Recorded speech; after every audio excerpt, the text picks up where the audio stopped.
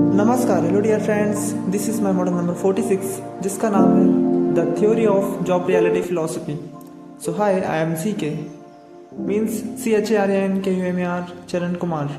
I am post on this philosophy. तो चलिए explain करते हैं आपको the theory of job reality. तो जैसे कि आप हमारे इन क्रिएचरों के माध्यम से जान सकते हैं कि किस प्रकार से हमने जॉब को अपने ही इस इंटरेस्टिंग और क्रिएटिव तरीके से एक्सप्लेन करने का प्रयास किया है आपको कि किस प्रकार से जॉब हमारे जीवन को इफ़ेक्ट करती है या बहुत सारे साइड इफ़ेक्ट करती है। तो हमारी इस फिलॉसफी के माध्यम से हम आपको जॉब की बहुत सारी रियलिटी से अवगत कराने वाले हैं जिन पर शायद कभी हमारा ध्यान जा ही नहीं पाता, हम उन्हें नोटिस ही नहीं कर पाते। तो हमारे इन क्रिएचरों के माध्यम से हम आपको एक्सप्लेन करने वाले हैं। तो हमने इतने सारे क्रिएचर्स आपको एक्सप्लेन करने के लिए क्रिएट किए हैं, तो आइए एक्सप्लेन करते हैं। जैसा कि आप मेरे इस क्रिएचर को देख पा रहे होंगे जहाँ पर लिखा है नौकरी जीवन शोषक मशीन। जी हाँ दोस्तों, मैंने नौकरी को एक जीवन शोषक मशीन का नाम दिया है जो इस प्रकार की दिखती है। तो मेरी इमेजिनेशन के माध्यम से मैंने इसे आपको समझाने के लिए, एक्सप्लेन करने के लिए क्रिएट किया है, जिससे मैंने कुछ इस प्रकार से डिज़ाइन किया है कि आप ये तो जान सकें कि हमारा जीवन, समय और ऊर्जा इस नौकरी के चक्कर में कितना वेस्ट हो चुका है। तो मेरा तो यही मानना है कि सैलरी वो ड्रग है जो हर एम्प्लॉयर अपने एम्प्लॉय को उसके सपनों को भूलने के लिए देता है। तो जैसा कि आप मेरे इस क्रिएचर के माध्यम से जान सकते हैं कि किस प्रकार से हमारे जीवन का अनमोल समय और ऊर्जा इस नौकरी नामक शोषक मशीन ने शोषित कर लिया है। जैसा कि आप जैसे जैसे इसकी गहराई को देखते हैं, आपको अंकनुमा अक्षर दिख रहे होंगे, वो हमारे समय को प्रदर्शित करते हैं। समय के शब्दों में आप इसे अपना साल मान सकते हो, दिन मान सकते हो या फिर घंटे मान सकते हो। और हाँ, मैं यहाँ पर मात्र अपने एक्सपीरियंस की बात कर रहा हूँ कि जो जॉब मैंने की है तो उसी के माध्यम से मेरे पास एक्सपीरियंस है। तो चलिए आगे बढ़ते हैं। जैसे कि आप यहाँ पर पढ़ पा रहे होंगे, कई वर्षों की मेहनत, स्वयं के लिए तैयार की गई जेल, डिग्री, नौकर बनने की रसीद। मैं तो यही कहूँगा कि डिग्री हमारी जो है वो नौकर बनने की रसीद है। कई वर्षों की मेहनत है, स्वयं के लिए तैयार की गई जेल। क्योंकि जहाँ तक मुझे पता है कि नौकरी देने के लिए हर एक इंसान डिग्री मांगता है, आपका एजुकेशन मांगता है और प्रैक्टिकली नॉलेज मांगता है। तो जहाँ तक मैं जान पाया हूँ कि इंसान नॉलेज लेने जाता है तो वहाँ डिग्री मांगता है, और जहाँ डिग्री लेके जाता है वहाँ प्रैक्टिकली नॉलेज मांगता है। तो शायद लक बाई चांस उसे नौकरी मिल तो जाती है, लेकिन इन कमियों के कारण कम सैलरी में। और डिग्री हासिल करने के बाद इंसान फिर इंटरव्यू के लिए दौड़ता है, कंपनी ढूंढता है कि उसे एक अच्छी जॉब मिल जाए। तो यही सच्चाई है जॉब की। जब उसे जॉब मिल जाती है तो मालिक कहता है ये है तुम्हारी चाबी और वो है तुम्हारा कैबिन, जाओ अपना काम करो, खुद को कैद कर लो। इस प्रकार का पिंजड़ा होता है उसके पास, वो हमें चाबी देता है कि इसकी चाबी भी तुम्हारे ही पास है, जाओ और ख़ुद को कैद करो और काम करो मज़दूरों की तरह। तो फिर इंसान काम में लग भी जाता है और ऐसे ही चलते वो कॉम्प्रोमाइज़ का जीवन जीना सीख जाता है कि उतनी सी सैलरी में उसका कुछ होता नहीं है। फिर भी वो उसे ही अपनी किस्मत मानकर रोज़ अपने आप को लॉक करता है, काम करता है और घर जाता है। ऐसे ही एक दिन वो बूढ़ा हो जाता है। तो ऐसा ज़रूरी नहीं है कि वो एक ही काम करता है, वो बहुत सारे काम करता है, लेकिन जॉब ही करता है। वो ये सोचता है कि इसके बाद अच्छी कंपनी मिल जाएगी। उस कंपनी के चलते वो अपना पूरा जीवन इसी प्रकार से गुजार देता है, लेकिन खुद का कुछ ट्राई नहीं करता, क्योंकि उसकी मेंटेलिटी में ये सब भर दिया जाता है कि वो केवल जॉब करने के लिए ही पैदा हुआ है। तो मैं आपको बताना चाहता हूँ कि मुझे 12,000 रुपये मिलते थे, 12,000 मेरी सैलरी थी। जैसे उसके लिए मैं अपने आप को इस प्रकार से लॉक करता था और कंपनी के नियम और रूल्स को फॉलो करता था। तो रूल्स भी इस प्रकार के स्ट्रिक्ट थे ना कि आप 5 मिनट लेट नहीं हो सकते, आपको सही समय में पंचिंग करनी है, और ऐसा कुछ होता तो आपको नोटिस मिल जाता था। मेरी आंखें तो सही समय पर खुल गई, लेकिन कुछ लोग अपना पूरा जीवन, अपनी पूरी जवानी और अपना कीमती समय और अपनी ऊर्जा किसी और के लिए काम करने में गंवा रहे हैं। तो जैसा कि आप यहाँ पर जान सकते हैं कि किस प्रकार से मेरे इस क्रिएचर के जीवन का मूल सारांश और समय ये मशीन किस प्रकार से अवशोषित कर रही है और इसे कैद कर रखा है। तो जी हाँ, मैं आज आपको वर्तमान का सच बताता हूँ। जी हाँ, मैं भी एक जगह आज जॉब कर रहा हूँ, क्योंकि मुझे सर के पास टैटू सीखने आना था। तो इसके साथ साथ मुझे यहाँ पर जॉब भी करनी पड़ रही है, जिसमें मुझे मंथली 6000 रुपये मिलते हैं, जिससे मेरा कुछ हो नहीं रहा है, क्योंकि मुझे पता है कि ये जॉब है और जो मुझे सर से सीखना था वो थोड़ा बहुत तो मैं सीख ही चुका हूँ कि कम से कम मैं खुद का कुछ कर सकता हूँ। तो मैं भी आज फाइनली रिसेंटली यहाँ से जॉब छोड़ रहा हूँ, लेकिन मैं अपने गुरु के साथ कॉटेजेस डिज़ाइनिंग में उनकी हेल्प करना चाहता हूँ, इसलिए मैं यहाँ पर रुका हुआ हूँ। तो जो नौकरी होती है ना, जीवन के अमूल्य समय रूपी रस को चूस लेती है। ये नौकरी बिना गलती की एक जेल होती है, जहाँ हम खुद को बंद कर लेते हैं। चाबी हमारे पास ही होती है, लेकिन हम खुद को आज़ाद नहीं करते। किसी और को फॉलो करने के चक्कर में हम अपना पूरा जीवन समर्पित कर देते हैं, और जीवन में जब बुढ़ापा आ जाता है तो हमें वहाँ से भगा दिया जाता है। तब वो बूढ़ा बैठकर के ये सोचता है कि मैं तो उम्र कैद की सज़ा काट कर आया, लेकिन मेरा जुर्म क्या था। इसी प्रकार बैठा हुआ वो बूढ़ा सोचता है। तो ये हर उस शख्स की कहानी है जो कि जॉब करके अपने जीवन को जिसने व्यतीत किया है।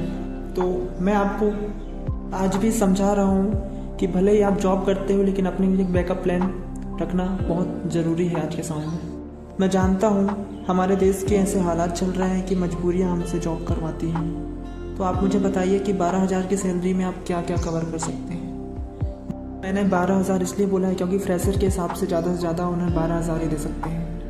पहला तो मोबाइल रिचार्ज, दूसरा शॉपिंग बिल, तीसरा ट्रैवलिंग बिल, चौथा रूम रेंट, पांचवा इलेक्ट्रिसिटी बिल, छठवां फूड कॉस्ट, सातवां लोन पे, आठवां है बॉडी फिटनेस। तो 12,000 में आपको लगता है कि आप इतनी सारी चीज़ों को कवर कर सकते हैं? नहीं ना। तो आप ये समझ के चलिए कि आप जीवन को जी नहीं रहे हैं, मात्र आप काट रहे हैं, और धीरे धीरे आप कॉम्प्रोमाइज़ के उस जाल में फंस रहे हैं जहाँ से निकलना बहुत मुश्किल हो जाएगा, क्योंकि समय और उम्र निरंतर बढ़ रही है। और ऐसे ही चलता रहा ना तो ना आप अपने सपनों को पूरा कर पाओगे और ना तो अपने घर की परिस्थिति को बेहतर बना पाओगे। तो मैं तो आपसे यही कहूँगा कि निकलिए इस नौकरी की जीवन शोषक मशीन से और अपने आप को इस 12,000 के ड्रग्स रूपी सैलरी से मुक्त करिए।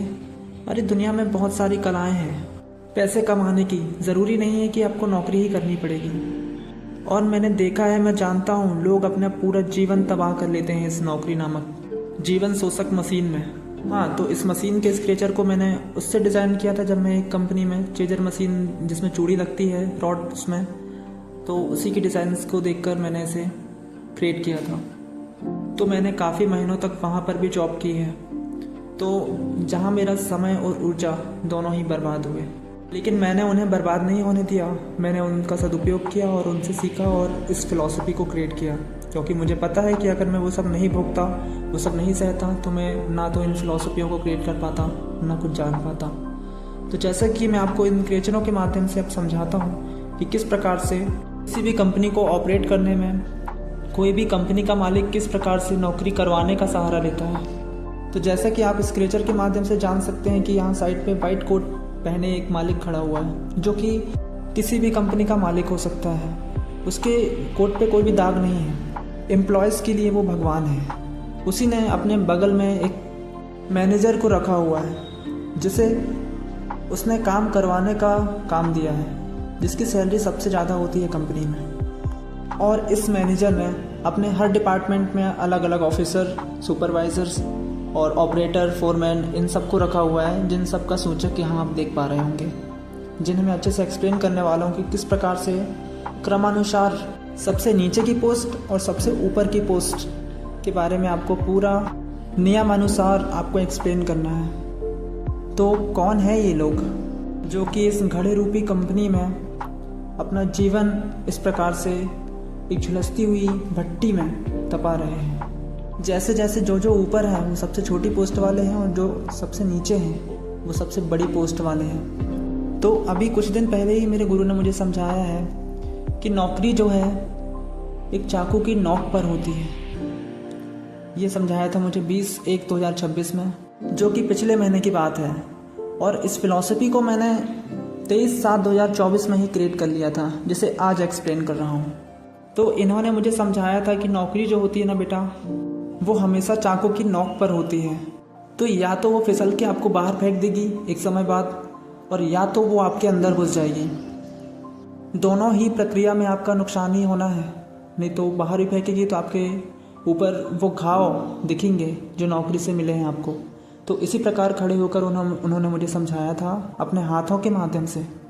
और ये जो लोग आप देख पा रहे होंगे, मैंने भी नागपुर में ऐसे बहुत सी कंपनियों को घूमा है जहाँ मैंने बहुत से ऐसे लोगों को देखा है जिनका पूरा जीवन काले धुएं जैसे अंधेरे में उस नौकरी को करते करते करते करते पूरा जीवन समाप्त हो गया है उनका।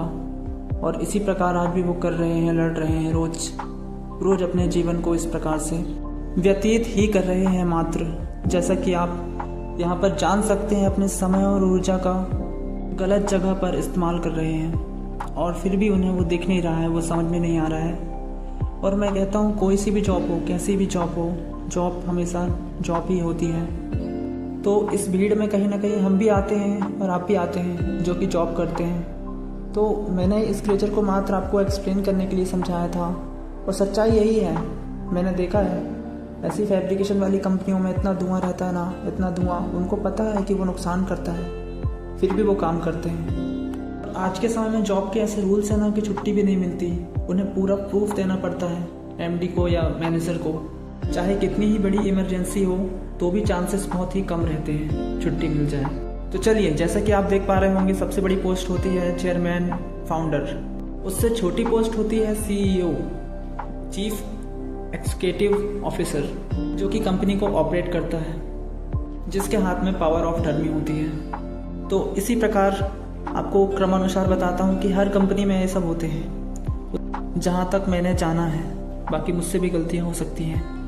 9वें नंबर पे है एमडी, मैनेजिंग डायरेक्टर। तो ये तीनों जो हैं लगभग सिमिलर ऑफिसर ही कहलाते हैं, जो कि कंपनी के हाई पोजीशन में माने जाते हैं। इसके बाद 8वें नंबर पर है जनरल मैनेजर, जीएम बोलते हैं जिसे हम। तो इसके बाद 7वें नंबर पर आता है ह्यूमन रिसोर्सेज, एचआर, जो कि एम्प्लॉय को देखता है कि कहाँ किसको लगाना है। उसके बाद 6वें नंबर पर आता है सुपरवाइजर्स। हर डिपार्टमेंट के अपने सुपरवाइजर्स होते हैं, जो कि अपनी अपनी टीम को, फोरमैन्स को, वर्कर को ऑपरेट करते हैं। तो यहाँ पर 5वें नंबर की पोस्ट है फोरमैन की, जो कि अपने डिपार्टमेंट की मशीनों को देखता है और चलाने का सही तरीका बताता है। और 4थे नंबर की पोस्ट है ऑपरेटर की, जो कि मशीन को ऑपरेट करता है, मशीन चलाता है। और 3रे नंबर की पोस्ट है हेल्पर की, जो कि मशीन में मटेरियल जो लगता है उसे तैयार करता है, पैकिंग करता है या लोडिंग वगैरह का काम करता है। और 2रे नंबर की पोस्ट है हाउसकीपिंग की, जो कि मेरी लाइफ स्टाइल को प्रदर्शित करता है, क्योंकि ये सब काम करके ही मैं ये सब जान पाया, देख पाया और समझ पाया हूँ। और सबसे पहले नंबर की पोस्ट है स्वीपर। तो आप समझ सकते हैं कि सबसे पहली पोस्ट कौन सी है। तो मैं तो आपसे यही कहूँगा कि ये सब मेरे लिए बहुत अच्छा एक्सपीरियंस रहा है, और मेरे गुरु ने मुझे समझाया है कि जीवन में हर ज्ञान आपको कर्म से ही मिलेगा। तो मैंने कर्म किया है तभी मुझे ज्ञान मिला है। और वो मुझे हमेशा कहते हैं कि हम कलाकार हैं, हमें कोई कैद नहीं कर सकता, हम हवा हैं, हवा को कोई कैद नहीं कर सकता। तो इस प्रकार से जॉब रियलिटी को मैंने अपने इस आर्टिस्टिक क्रिएचर के माध्यम से एक्सप्लेन किया है। और मैं आपको एक पर्सनली राय देना चाहता हूँ कि अगर आप नौकरी करते हैं ना, नौकरी का पहला नियम स्वयं की सुरक्षा माना जाता है। तो सबसे पहले अपनी सेफ्टी का ध्यान रखें। नौकरी के साथ साथ अपने लिए एक बैकअप प्लान तैयार करें, जिससे आप इस जंजाल से निकल सकें। तो मैं जानता हूँ हम मिडिल क्लास लोगों के लिए यहाँ से निकलना बड़ा मुश्किल है, फिर भी मैं आपसे कह रहा हूँ कि यहाँ से निकलना तो बहुत ज़रूरी है। नहीं तो आप यही समझिए कि आप इस भीड़ का हिस्सा ही हैं, और भीड़ का हिस्सा हमेशा भेड़ चाल का हिस्सा माना जाता है। तो इस भेड़ चाल से अपने आप को हटाइए और नौकरी के साथ साथ अपना बैकअप प्लान सोचिए। जैसे कि मैंने ये सब नौकरी के दौरान ही किया है, आई नो, बट मुझे ऐसा लगता है कि ये सब भी ज़रूरी था। मैंने इन सब चीज़ों को प्रैक्टिकली फील किया है, इसीलिए मैं इसे क्रिएट भी कर पाया हूँ और एक्सप्लेन भी कर पा रहा हूँ। तो यही सच्चाई है। और मैं आज तक जहाँ भी मैंने जॉब की है वहाँ से मैंने खुद छोड़ी है जॉब। तो लगभग 60-70 जगहों पर मैंने जॉब की है। यहाँ पर हर नई जॉब में एक नया एक्सपीरियंस मिला है, इसलिए मैं कहता हूँ 10 जगह भटकना भी ज़रूरी है, 10 जगह का ज्ञान मिलता है। तो आज तक जो भी हुआ मेरे जीवन में उसके लिए मैं पछतावा नहीं करता, क्योंकि जो होता है मैं उसी का सदुपयोग करना जानता हूँ। तो मेरी लाइफ में जो हुआ मैंने उसी को फिलॉसफी बना दिया, लेकिन हमेशा ये ध्यान में रखते हुए कि जॉब हमेशा मैंने अपने नॉलेज के लिए की है।